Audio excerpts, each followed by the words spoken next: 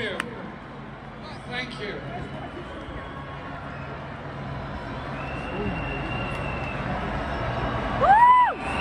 Thank you. Thank you so much, every single person that's here today. Thank you, everyone that's come here today to bear witness of our support for the Palestinian people and our horror of what has gone on overnight. I just had a phone call and a message a moment ago from Dr. Mustafa Barghouti in Palestine. He's spoken many times at our rallies and often travelled to Britain to campaign for the Palestinian people. He sent me a message. I'll read part of it, but it's quite long. Dear friends and comrades, we thank you for your solidarity and for supporting the truth and justice. We need you to stand up to your government and to the USA government and tell them enough is enough. How many more thousands of Palestinians and children should die before you support an immediate ceasefire? Every minute that passes without a ceasefire means the death of a child or a woman or a man, destruction of a house, and a death of a Palestinian child in an incubator without electricity. We will never give up our struggle for freedom and dignity and for free Palestine. With your solidarity, we will overcome.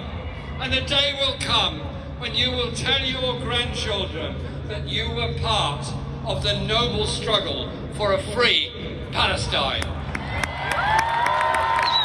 That's from the wonderful Dr. Mustafa Barghouti, who is at the moment, I think, in Ramallah or in Gaza. I'm not absolutely sure. Last night, Gaza was plunged into darkness. Last night, Gaza was plunged into isolation as the internet connections and everything else were closed down.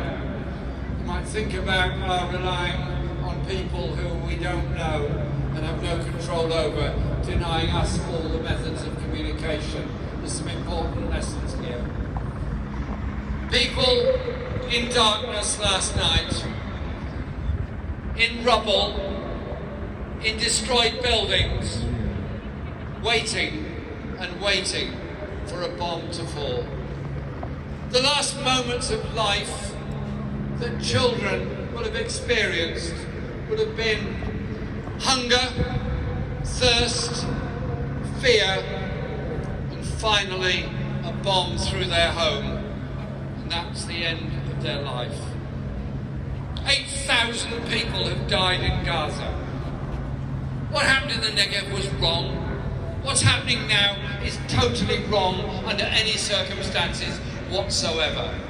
There's nothing about humanity or humanitarianism in what is going on at the moment in Gaza, and also in the West Bank, and also the fear that so many Palestinians living in refugee camps have as well.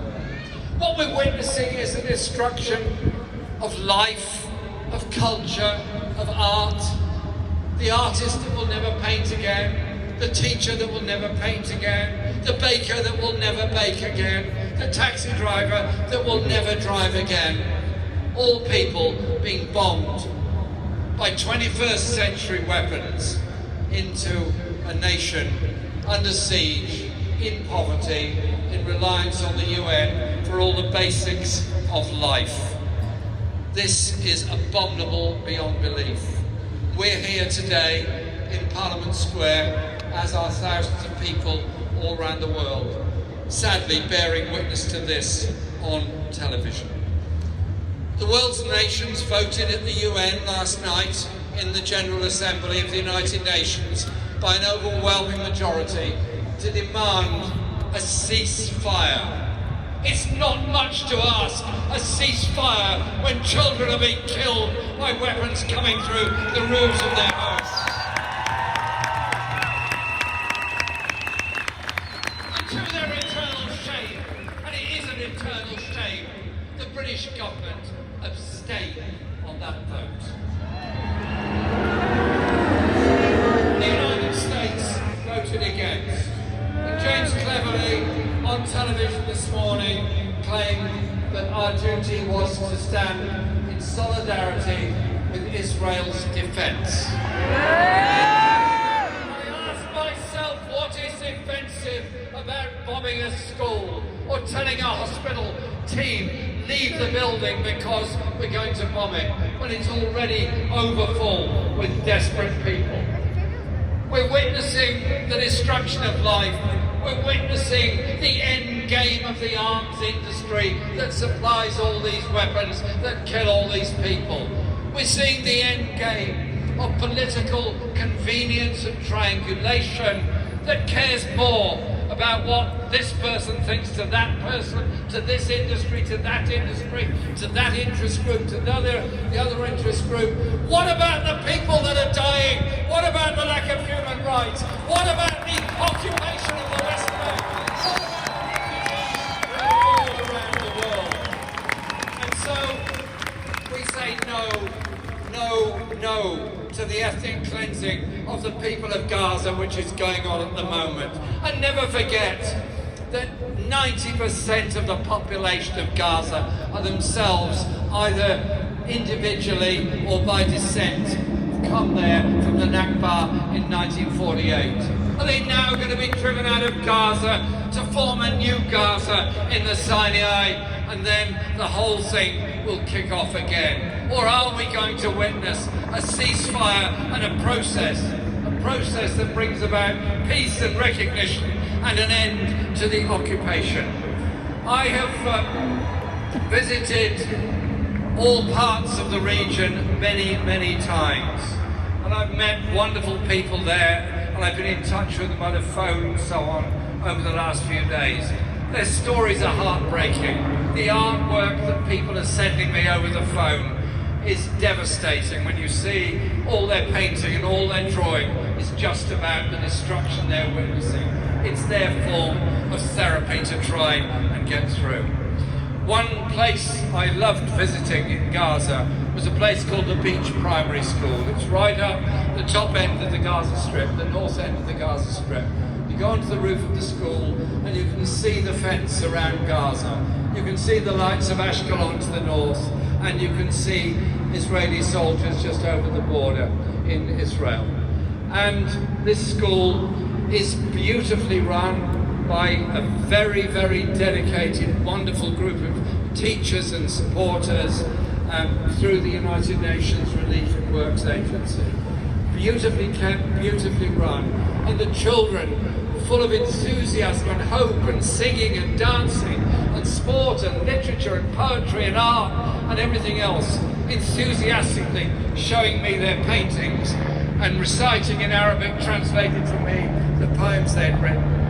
I fear that school is now once more a pile of rubble, like so much of the rest of Gaza is. That is what they're doing. They're destroying life itself in Gaza.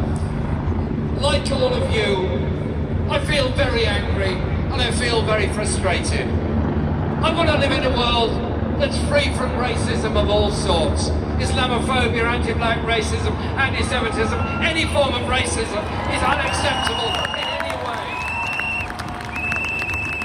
I want to live in a world of peace.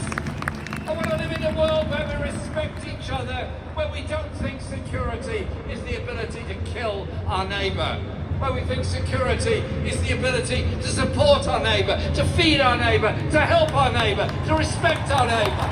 That is what we want. And so it's that sense of powerlessness that's brought us all here today. But voices here, voices in every city in this country, voices all over Europe, voices in the USA, voices in South Africa, voices all over Asia are speaking out. People who've never ever been on a march or a demonstration before are so appalled at what they're seeing. They're coming out to call for a ceasefire, call for peace, call for an end to the occupation and justice for the people of Palestine. Quite simply, we want peace. What do we want? Peace now! What do we want? Peace now! My friends, thank you. everyone, for being here. We'll be here